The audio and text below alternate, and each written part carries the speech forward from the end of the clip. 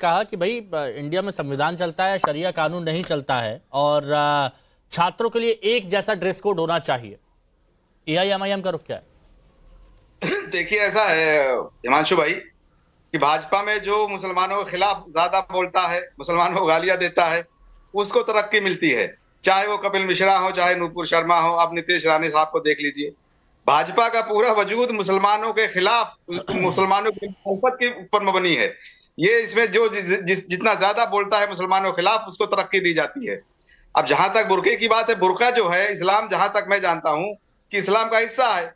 वो जब तक मुसलमान है, जब तक इस्लाम है, तब तक बुर्का कहीं नहीं जाने वाला है। रही बात एग्जाम में कोई परेशानी ना आए बच्चों को, एक अलग से उनके लिए एंट्री का जहां पे मामला होता है, वो सब आप शिनाख्त करें, चेहरे को पहचानने के जो आई कार्ड पे है वही जा रही है, अंदर कोई और जा रही है। घूंघट की प्रथा सिर्फ मुसलमानों में नहीं है, हिंदुओं में है। तमाम आदिवासी हमारे जो भाई बहन है, वहां भी घूंघट प्रथा होती है। घूंघट के तो स्कूलों में नहीं होती ना घूंघट प्रथा, वो ये बोलते हैं स्कूलों में छात्र छात्राओं के लिए एक जैसा ड्रेस कोड होना चाहिए। ये मेरा सवाल था, ये मुद्दा उठाया गया है कि स्कूल में कम से कम एक जैसा ड्रेस कोड होना चाहिए। देखिए, इस धर्म जो है मानने की इजाजत हमारा संविधान हमको देता है, और हमारा मुसलमानों को भी वो अधिकार है कि भाई अपना धर्म पूरी तरह से प्रैक्टिस करें। अच्छा, उसके बीच में अगर ये है कि भाई किसी तरह से कहीं बीच में कोई टकराव आ रहा है, तो उसके लिए एक रास्ता निकाला जा सकता है भाई कि एक वहां की जो महिला टीचर है उसको देख लें, भाई वही खातून आ रही है जिनका एग्जाम है या कोई और आ रहा है, तो ये बीच का रास्ता नहीं। लेकिन इन लोगों को तो जो है सिर्फ मुसलमानों पर हमला करना है, चुनावी फायदा उठाना है, अपने चेहरे को चमकाना है, सियासत में अपनी जगह मजबूत करनी है। दरअसल इनकी जो सियासत है राणे फैमिली की, बहुत मशकूक है। वो हमेशा से बड़े शक के दायरे में रहते हैं। अच्छा। तो ये मोदी जी और अमित शाह की नजर में अंबर जैदी जी, आप भी एक महिला हैं और यहाँ पर नीतीश राणे ने बोला है कि बुर्के की आड़ में नकल हो सकती है, बुर्के में इलेक्ट्रॉनिक डिवाइस की जांच भी संभव नहीं है, और एग्जाम में छात्र छात्रा जो होते हैं उनके लिए एक जैसा ड्रेस कोड लागू होना चाहिए। आपका इस पर क्या मानना है? मत बहुत बहुत धन्यवाद हिमांशु जी। देखिए, बहुत ही अहम मुद्दा है। इस पर अक्सर पिछले कई सालों से हमने डिबेट और डिस्कशंस देखे हैं भारत में, और भारत ही नहीं बल्कि अन्य देशों में भी। ईरान में ये बड़ा विवाद का विषय बना रहा, लेकिन वो उसके पीछे का अलग कारण रहा। लेकिन भारत में बिल्कुल उसके विपरीत हमें कारण और वजूहात नजर आए। लेकिन मैं आपको एक आज से लगभग 2 साल पहले का एक मैं आपको केस आपके सामने लेके आना चाहती हूँ। 22 दिसंबर 2022 को सऊदी अरेबिया ने भी सेम रीजंस के लिए क्लासरूम में हिजाब, बुर्के, अबाया को बैन किया था, क्योंकि उनके हिसाब से क्लासरूम में लड़कियां, बच्चियां चीटिंग करती थी बुर्के, हिजाब और अबाया का इस्तेमाल करके। और उन्होंने ये भी रीजन दिया कि यूनिफॉर्म को हम प्रमोट कर रहे हैं, जो कि पब्लिक डिसेंसी और मोरालिटी, उनको उन्होंने वजह बताई। लेकिन यहाँ पर इस्लाम का हिस्सा बताया जा रहा है हिजाब, बुर्के को, जबकि ये सच्चाई नहीं है और ये टेक्निकली इनकरेक्ट बात यहाँ पर बार बार रिपीट की जाती है। ये एक कल्चरल आप उसको अटायर बोल सकते हैं, जैसे कि मैंने फिरन पहना, ये कश्मीरी अटायर है, भारतीय परिधान है, भारत में साड़ी है और सूट सलवार अलग अलग जगहों पर हमें अलग अलग स्टेट में अलग अलग तरह के कपड़े नजर आते हैं। तो वैसे ही ये अरेबियन सभ्यता का हिस्सा आप कह सकते हैं, लेकिन इस्लाम से इसका कोई लेना देना नहीं, क्योंकि सऊदी अरेबिया से इस्लाम निकला। आज सऊदी अरेबिया कह रहे हैं कि कुरान में बुर्का का जिक्र है, बुर्का पहनने का जिक्र है। कहां पर वो साबित कर दे, कहां पर बुर्के का जिक्र हुआ है कुरान में? हाँ, ये अबू आदमी की तरफ से बुर्के जैसा शब्द पूरे कुरान में कहीं आपको नजर नहीं आएगा।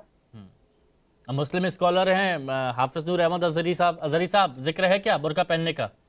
देखिए, बुर्का तो एक लिबास है, उसके जिक्र की कोई बात ही नहीं है। इस्लाम ने पर्दे का हुक्म दिया। अल्लाह के रसूल सल्लल्लाहु अलैहि वसल्लम ने अपनी माँ और बहनों के लिए कहा है कि आप अपनी माँ और बहनों से कहो कि वो अपनी चादरें अपने चेहरे पर डाल कर रखें। ये इस्लाम का हिस्सा है। इस्लाम कहता है कोई नहीं मानना है तो उलमाए कराम कोई जबरदस्ती मनवाने के लिए नहीं जाएंगे उससे।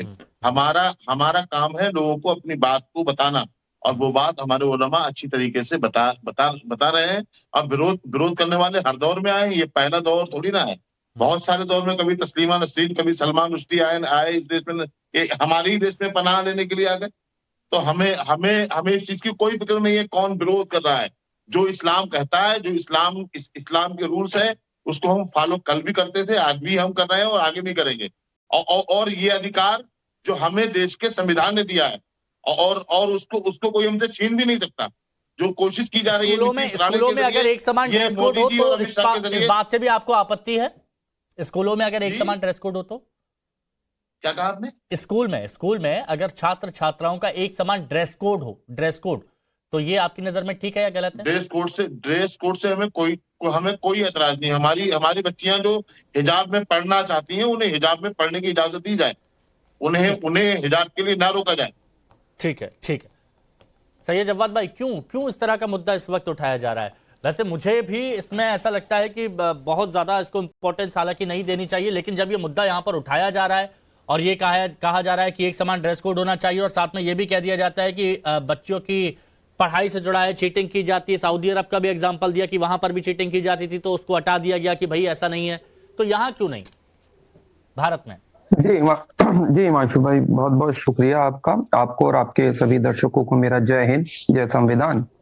देखिए, भारतीय जनता पार्टी में मंत्री बनने के लिए और शीर्ष नेतृत्व पे पहुंचने के लिए क्वालिफिकेशन की जरूरत होती है। वो महिलाओं को अभद्र गालियां देना जरूरी है, लोगों की अस्मिताओं के ऊपर, उनकी भावनाओं के ऊपर आक्रमण करना जरूरी है, जबान के अंदर और मिजाज के अंदर जहरीला होना जरूरी है। ये तमाम ऐसी क्वालिफिकेशन है, उसमें जमीन हथियाना, गुंडागर्दी करना, उसके बाद जो है बलात्कारियों के आरोप होना, ये एक क्वालिफिकेशन की लिस्ट है जो भारतीय जनता पार्टी में शीर्ष नेतृत्व तक पहुंचने की एक होड़ है। अच्छा, अब ये बात कर रहे हैं तो देश के संविधान की भी उन्होंने बात करी, तो फंडामेंटल राइट्स का आप क्या करेंगे? आर्टिकल 25, 26, 27, 28, 29, 30, 31 के अंदर जो फंडामेंटल राइट्स हैं, ये क्यों दिए? या तो आप इनको खत्म कर दीजिए।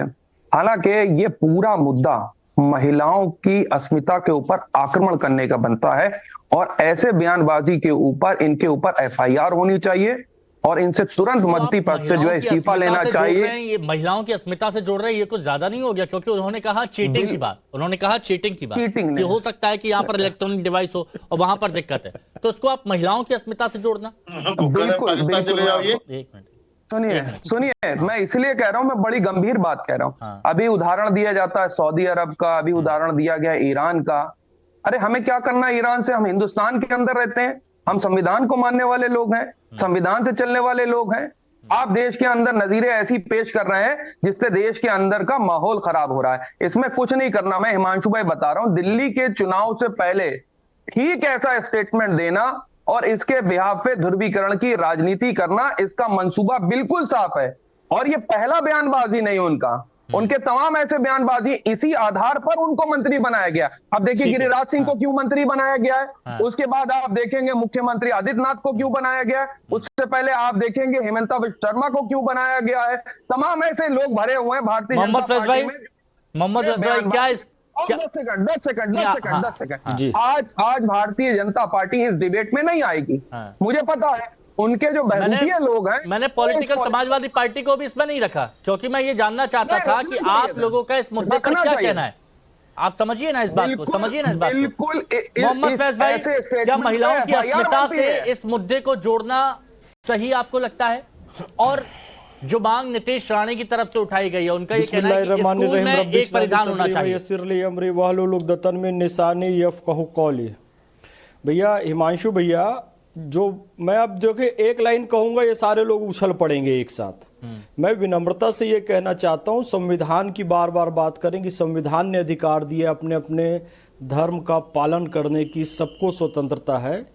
ये संविधान इतना लिबरल हमारा इसलिए है क्योंकि यहाँ बहुसंख्यक हिंदू भाई रहते हैं, इसलिए यहाँ पर हमें दाढ़ी रखने का भी अधिकार है, नमाज पढ़ने का भी अधिकार है, इस्लाम के तमाम फिरकों को अपने अपने हिसाब से इबादत करने का अधिकार है, ईसाइयों के तमाम फिरके अपने अपने हिसाब से इबादत करते हैं, सिख है, जैन है, बौद्ध है, पारसी हैं, सब हैं, क्योंकि बहुसंख्यक सनातनी है। अब ईरान में या सऊदी में जहां मुस्लिम बहुसंख्यक है, का वहां इतना लिबरल संविधान बन सकता? नहीं। तो जिन हिंदू बहुसंख्यकों के राज में यदि एक अच्छी व्यवस्था हमको मिल रही है तो हमें सहयोग करना चाहिए।